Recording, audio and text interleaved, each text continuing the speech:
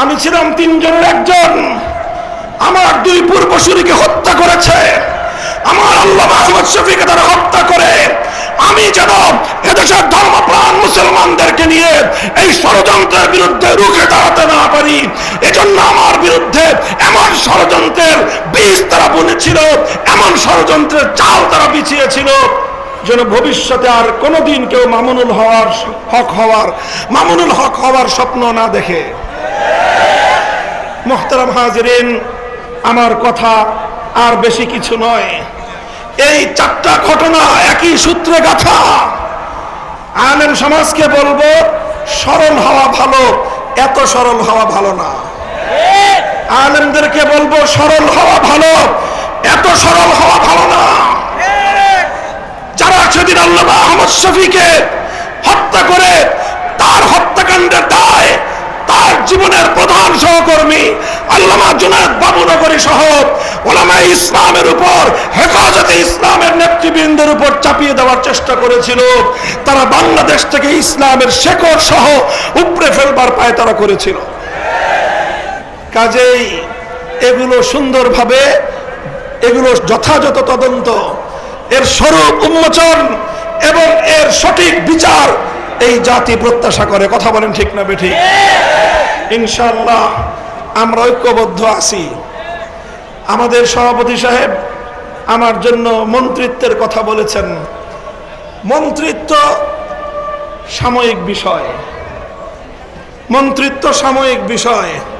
আমাদের হাফিজি হুজুর মন্ত্রিত্ব করেন নাই, আমাদের শেখুল হাদিস আল্লামা আজিজুল হক মন্ত্রিত্ব করেন নাই, আমাদের মুফতি আমিনী রহমতুল্লাহ আলাইহি মন্ত্রিত্ব করেন নাই, সৈয়দ ফজলুল করিম পীর সাহেব চরমনাই রাহিমাহুল্লাহ মন্ত্রিত্ব করেন নাই, আল্লামা আহমদ শফী মন্ত্রিত্ব করেন নাই, আল্লামা জুনায়েদ বাবুনগরী মন্ত্রিত্ব করেন নাই।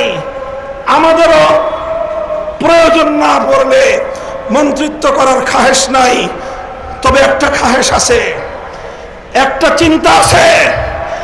বাংলাদেশে বোনাস হায়াতটা আমি পাইছি, আমার বেঁচে থাকাটা এখন বোনাস। যদিও বয়স আমার খুব বেশি না, 51 বছর মাত্র শেষ হয়েছে, সেই হিসাবে আমার বয়স স্বাভাবিক হায়াত অনুযায়ী তো বোনাস বলার কথা না। যেই ষড়যন্ত্রের জাল ভেদ করে আল্লাহ পাক আমাকে আমাদের পূর্ববর্তী আকাবের সালাসার পরে আল্লাহ আমাকে হায়াতে রেখেছেন, এটা আল্লাহ পাকের বিশেষ কুদরত। আমাকে চেষ্টা করেছিল তারা জনবিচ্ছিন্ন করার, আল্লাহ পাক রব্বুল আলামিন মানুষের অন্তরের মধ্যে আমার প্রতি মহাব্বত এবং ভালোবাসা বৃদ্ধি করে দিয়েছেন। এটা আমার কোনো কারামত নয়, এটা আল্লামা আহমদ শফীর কারামত, এটা আল্লামা জুনায়েদ বাবুনগরীর কারামত, এটা আল্লামা নূর হোসেন কাসিমের কারামত। তাদের এই হত্যাকাণ্ডের কথাটুকু জাতির সামনে তুলে ধরার জন্যই হয়তো আল্লাহ আমাকে বাঁচিয়ে রেখেছেন। পরিষ্কার বলতে চাই, পরিষ্কার বলতে চাই, জালিম ফ্যাসিবাদী স্বৈরাচারী হাসিনার আমলেও হকের মূল কথার ক্ষেত্রে আপোষ করার চিন্তা করি নাই। ভালো ভালো বুঝাইছিলাম, মরা বাপের মূর্তি বানায়েন না, ভালো হবে না। মানুষটা মারা গেছে এবং তাকে আমরা মুসলমানই মনে করি, কাজেই তার মূর্তি বানায় আল্লাহর সামনে তাকে লজ্জিত করেন না, জনগণের সামনে তাকে অপমান করার ব্যবস্থা করেন না। কথাটা ভালো লাগলো না আমাদের। আমার বিরুদ্ধে তিনি ক্ষিপ্ত হলেন, জাতীয় সংসদে তিনি আমার বিরুদ্ধে কথা বললেন, তার গোটা রাষ্ট্রযন্ত্রকে আমার বিরুদ্ধে লেলিয়ে দিলেন।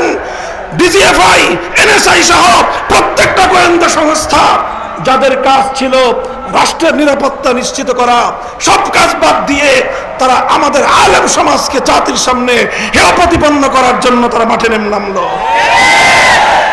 খালি কাদেরকে বরখাস্ত করতেছেন দেখতেছি আমরা। আমাদের ওই নাটকের সময় কারা কারা ছিল অনেকের চেহারা আমার মনে আছে। কারা কারা আদালতে আমাকে উঠানোর সময় আমার আইনজীবীকে পর্যন্ত হুমকি দিয়ে আদালতের কাঠগড়ে আসতে দেন নাই, চেহারাগুলো আমার মনে আছে।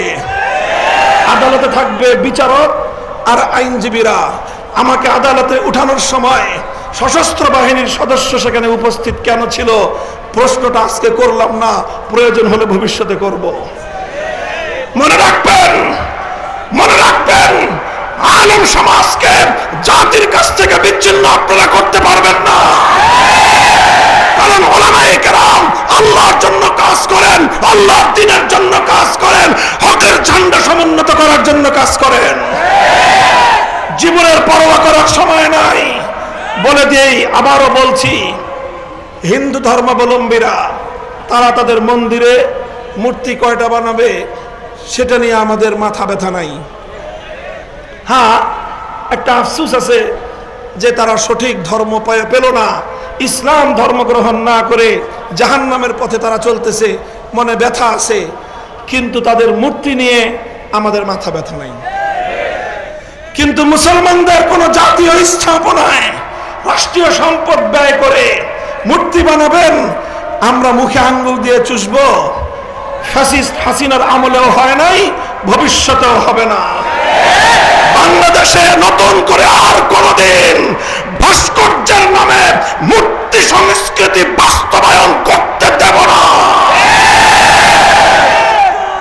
প্রস্তুত থাকবেন তো ইনশাআল্লাহ?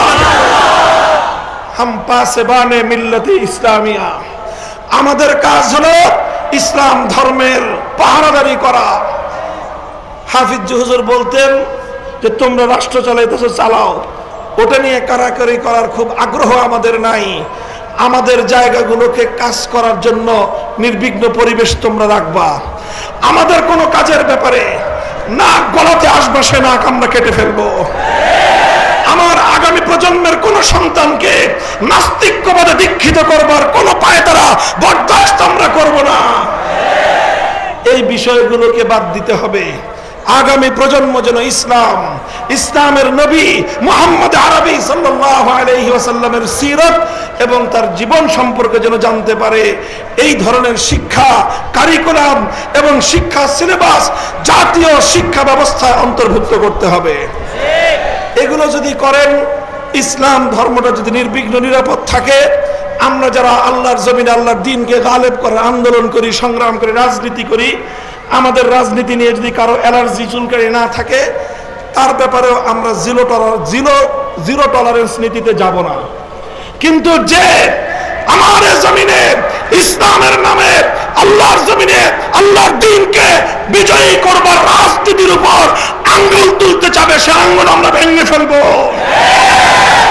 কথা পরিষ্কার? এটাই সিরাতুন নবী, এটাই সিরাতুন নবী। আমরা নরমের নরম থাকতে চাই, নম্রভাবে দ্বীনের দাওয়াত দিতে চাই। যদি কেউ আমাদেরকে বাধা দিতে আসে, তখন বাধার পাল্টা জবাব দিতে জানি। এই বলে থাকুক তারা সব উপরোক্ত 3 হত্যাকাণ্ড সহ আমার বিরুদ্ধে ষড়যন্ত্রের সঙ্গে জড়িত ছিল। ব্যাপারটাকে কেউ আমার ব্যক্তিগত বিষয় হিসেবে বিবেচনা করবেন না। আমি ছিলাম 3 জনের একজন, আহাদুস সালাসা। আমি ছিলাম 3 জনের একজন। আল্লাহ পাক আমাদেরকে বুঝবার তৌফিক দান করেন। সিরাতুন নবীর সোনালী আদর্শ মোতাবেক আল্লাহ সমাজ গঠন করার তৌফিক আমাদেরকে দান করেন। জাতীয় সিরাত কমিটির ঐতিহাসিক আজিমুস শান এই ইজলাসকে আল্লাহ কবুল করুন। উলামায়ে ইসলাম এবং উলামায়ে হকের মধ্যে ঐক্যের যে অভূতপূর্ব একটি সম্ভাবনা তৈরি হয়েছে, আজও তার প্রদর্শনী হয়েছে। ইনশাআল্লাহ আমরা আল্লাহ পাক আমাদের যাদেরকে আপনাদের অনুসরণীয় বানানোর তৌফিক দিয়েছেন, ইনশাআল্লাহ আগামী দিনে আরো অতীতের চেয়ে ঐক্যবদ্ধ হয়ে আল্লাহর দ্বীনের পথে আমরা অটল এবং অবিচল ঐক্যবদ্ধভাবে সামনের পথ চলবো, এই প্রত্যয় ব্যক্ত করে বিদায় নিচ্ছি। ওয়া আখিরু দাওয়ানা আলহামদুলিল্লাহি রাব্বিল আলামিন। আসসালামু আলাইকুম।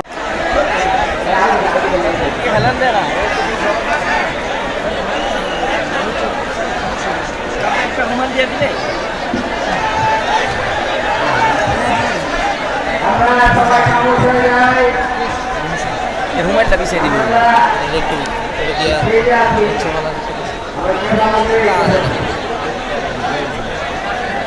আগে এদিক দিয়ে যেগুলো একটু। আচ্ছা ভাই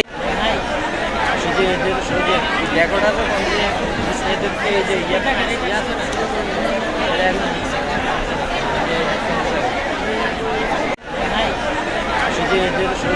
ডেকোরেটর এই যে ইয়ে থাকে না, ইয়ে আছে না?